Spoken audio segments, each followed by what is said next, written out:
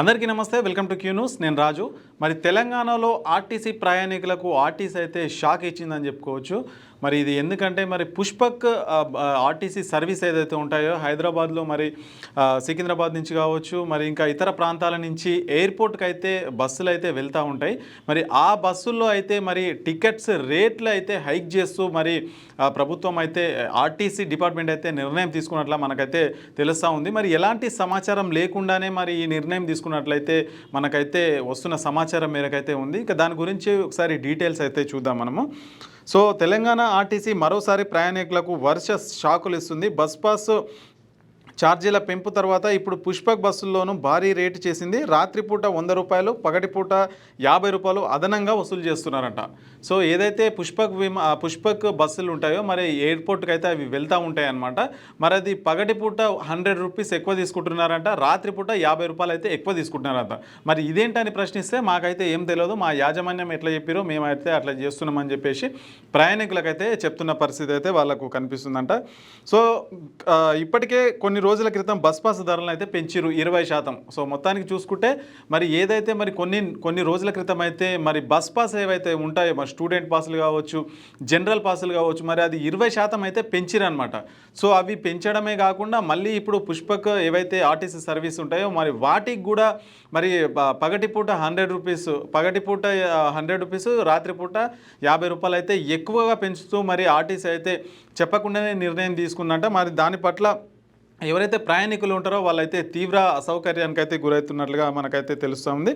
ఇక సాధారణ ప్రజలతో పాటు విద్యార్థులు కూడా తీవ్ర ఇబ్బందులు పడుతున్నారు.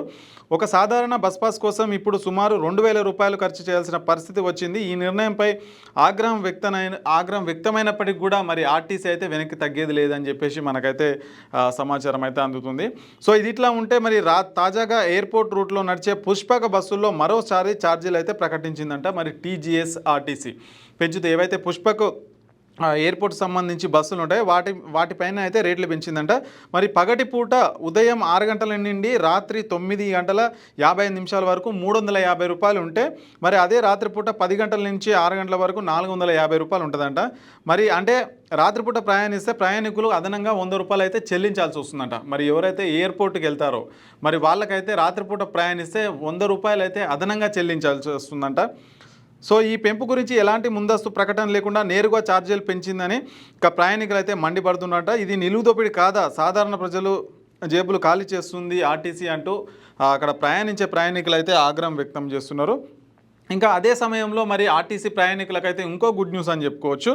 మరి ఏదైతే హైదరాబాద్ నుంచి బెంగళూరు, హైదరాబాద్ నుంచి విజయవాడ మార్గాల్లో, హైదరాబాద్ నుంచి బెంగళూరు, హైదరాబాద్ నుంచి విజయవాడ మార్గాల్లో మనకు టికెట్ రేట్ ధరలపై తగ్గింపు అయితే ఇచ్చినారంట. మరి రద్దీలో దృష్టిలో పెట్టుకొని ఈ నిర్ణయం అయితే తీసుకున్నట్లుగా మనకైతే అర్థమవుతుంది. మరి ఒకవైపు అయితే డిస్కౌంట్లు ఇస్తున్నారు, మరొక వైపు అయితే రేట్లు పెంచుతున్నారు. ఇది ఎక్కడి న్యాయం అని చెప్పేసి మరి ప్రజల నుంచి కావచ్చు, మరి ఎవరైతే ఆర్టీసీలో ప్రయాణిస్తున్నారో వాళ్ళ నుంచి తీవ్ర విమర్శలు అయితే ఎదుర్కొన్నప్పటికీ కూడా మరి ఆర్టీసీ ఆ విధంగా నిర్ణయం అయితే తీసుకుంది.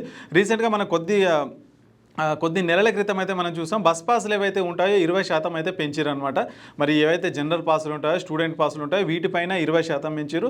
ఇప్పుడు ఏదైతే పుష్పక్ బస్సులు ఉంటాయో మరి హైదరాబాద్ నుంచి ఇతరత్ర ప్రాంతాల నుంచి కూడా మరి ఎయిర్పోర్ట్కి అయితే వెళ్తూ ఉంటాయి.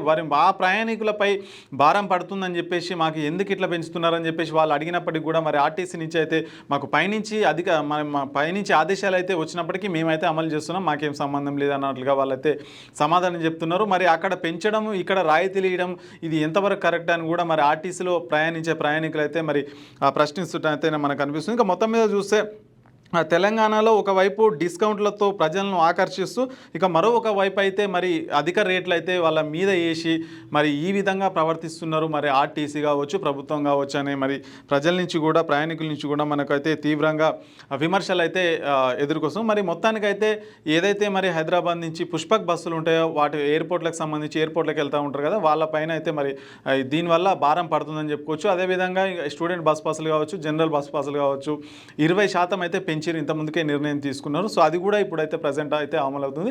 సో దీనిపైన కూడా పెద్ద ఎత్తున అయితే అక్కడక్కడ మనకు విమర్శలు అయితే కనిపిస్తున్న పరిస్థితి అయితే మనకు ఉంది.